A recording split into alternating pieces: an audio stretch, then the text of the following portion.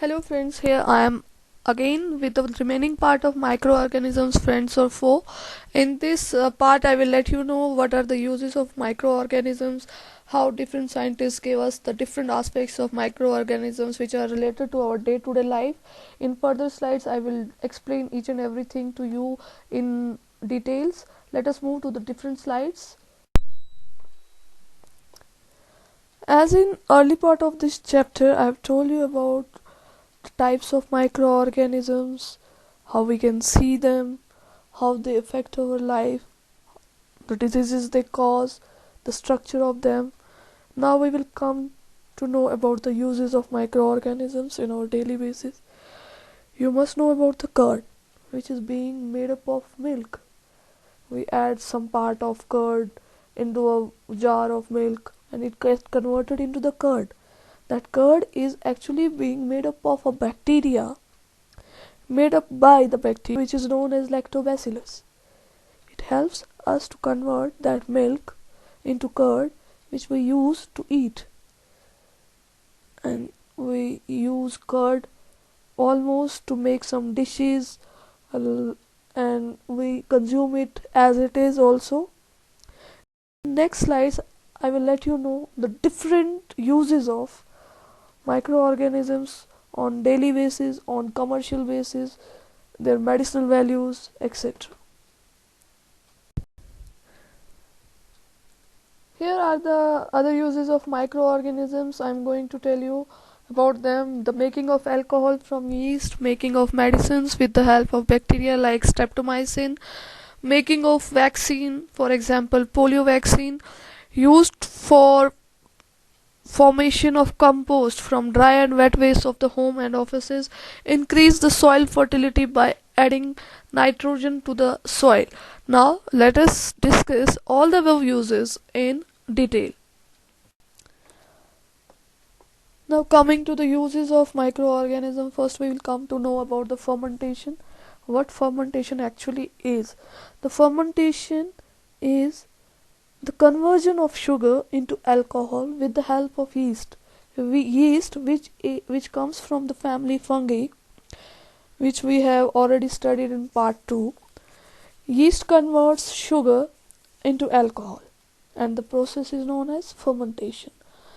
With the help of fermentation, a large scale production of alcohol, wine, acetic acid is being done all over the whole world. This process was discovered by Louis Pasteur in 1857. In the pictures I have shown you Louis Pasteur's. Along with him there is a picture of yeast which is being magnified, and here are some jars which are representing the fermentation process.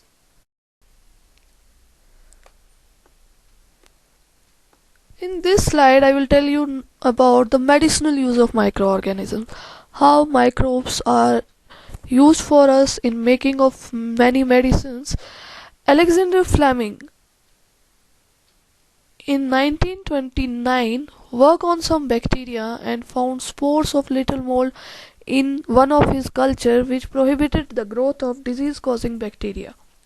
Actual में हुआ क्या था कि Alexander Fleming he was working on some disease causing bacteria and suddenly he found कि उनके एक जो bacterial culture है उसकी ग्रोथ जो है इट इज़ बीइंग इनहिबिटेड. तो he found some molds are formed on those bacterial growths which are inhibiting the growth of disease causing bacteria. Thus he developed the penicillin from that mold, which is now the prominent antibiotic in all medicines. And along with that we will come to know about some examples like streptomycin, tetracycline. These antibiotics are usually seen in our medicines which we use in daily basis for our throat infection or somewhat like fever and all. You can see there is a salt composition like streptomycin, tetracycline, hydrochlorine, etc. Now in this slide I will let you know how vaccine is formed. Actually whenever our body is infected by any microbe, when it enters the body, our immune system releases some antibodies against them. And now our body remembers how to fight with the same microbe again and again. In the same manner, vaccine is introduced in the body to prevent the effect of that organism which can cause the disease. As these vaccines create the formation of antibodies against those microbes. This is how the vaccine works. The diseases like cholera, tuberculosis, smallpox, etc. are treated by vaccine. And you have known about pulse polio programs. You have seen that you and your other brothers or sisters which are younger to you, every year they are being given the drops of polio, which are known as polio drops. Polio drops are nothing but they are the vaccine being used to eradicate the polio. And it is the Edward Jenner who discovered vaccine for smallpox in 1798. Here in the picture I have shown how the pulse polio program is being conducted on the large scale, and the picture of Edward Jenner is shown to you. Now in this slide I will let you know how microorganisms help to increase the fertility of the soil. Some bacteria like blue-green algae, rhizobium, they helps to fix the atmospheric nitrogen. Thus this nitrogen is used to enrich the soil and increases its fertility. These microbes are known as biological nitrogen fixers. Rhizobium is one of the bacteria which lives in the roots of leguminous plants. Leguminous plants are those plants which are having some root nodules, and the examples of leguminous plants are pea, beans. And this bacteria like rhizobium or blue-green algae, they live in a symbiotic relationship with leguminous plants. The symbiotic relationship is that in which both the partners are beneficial to each other. Like you can see, the bacteria lives in the roots of leguminous plant, in the nodules of that. It helps to fix the nitrogen from the atmosphere, and the root nodule, this leguminous plant, gives the shelter to the bacteria. Now what the nitrogen did, the nitrogen which is being fixed by the bacteria helps to enhance the growth of plants. Thus these both leguminous plant and that bacteria lives in a symbiotic relation to each other. One provides the shelter and second one provides the nitrogen which helps to enhance the growth. And this makes a soil fertile for other plants too. In some places what they did, in a season they used to grow some leguminous plants so that the bacteria present in the root nodules of those helps to fix the nitrogen, and in the other season they grew other crops. The nitrogen present in the earth being fixed by the nitrogen fixing bacteria is being used by the other crops, and it goes on rotation basis.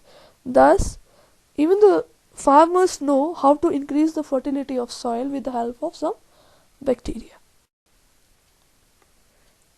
Here is the major use of bacteria, that is cleaning up of environment. As you can see, there are dead animals, dead plants. You can see the pictures of those. In these pictures I will let you know how microorganisms help to decompose these dead and decaying animals or plants into the simple substances.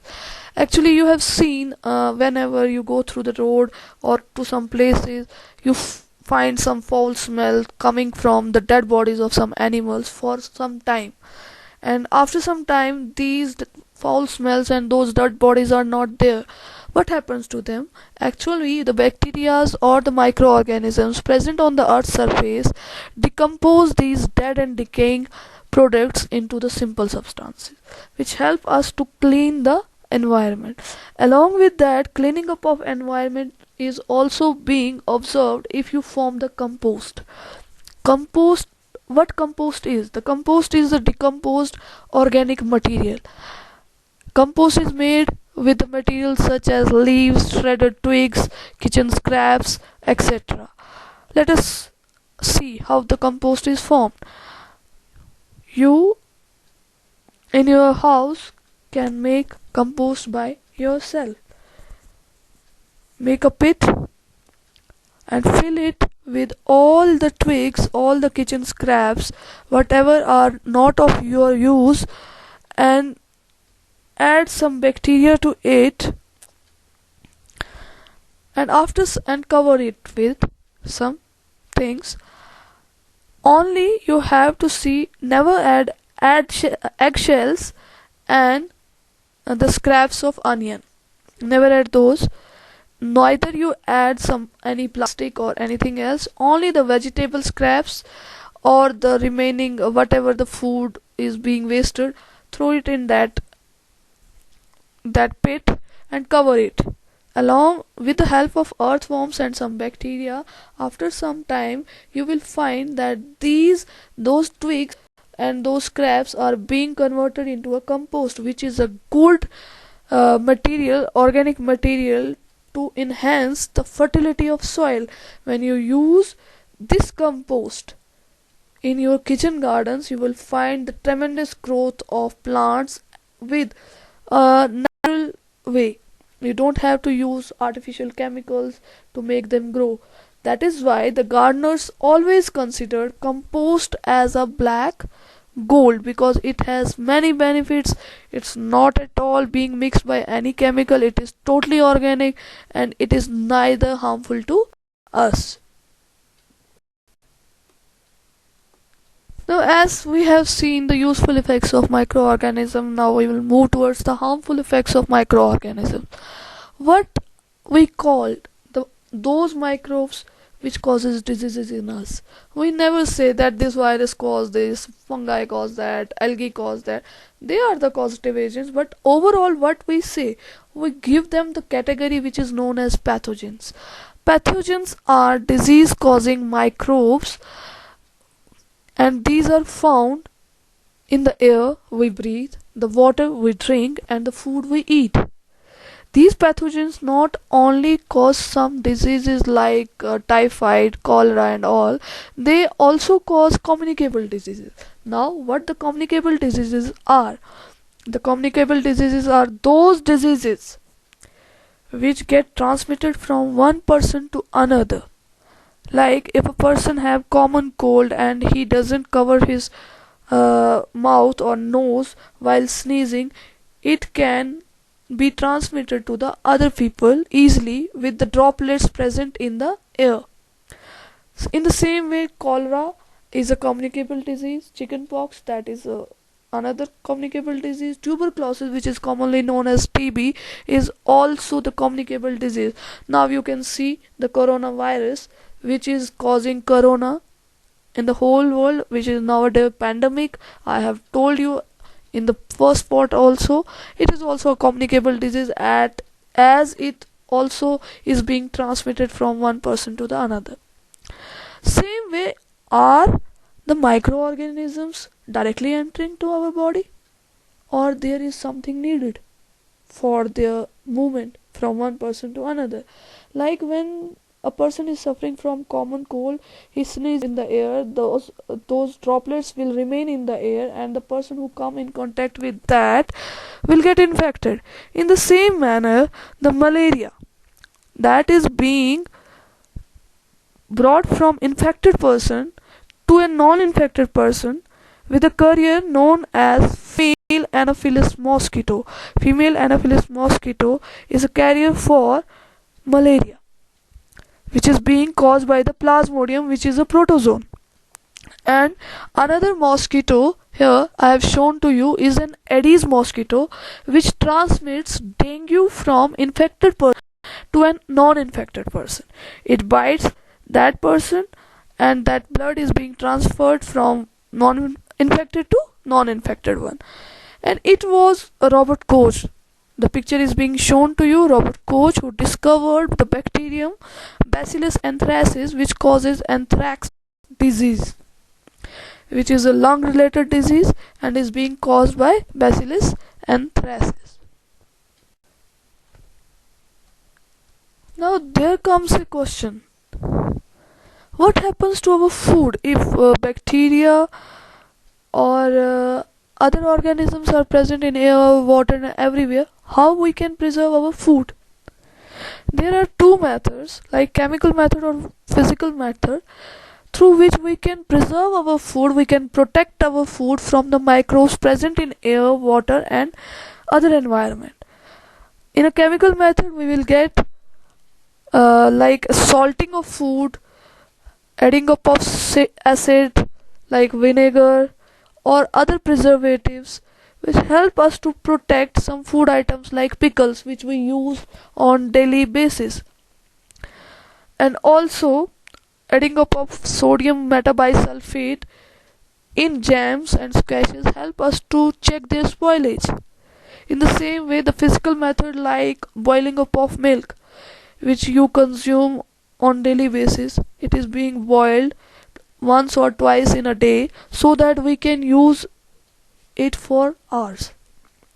Now the question arises, as we on the daily basis the people are moving to pasteurized milk, which is being packed in some place and is being used on the another place. Like if we take an example, we are consuming the milk on a daily basis which is being packed in Rajasthan and we are consuming it in Kashmir right now.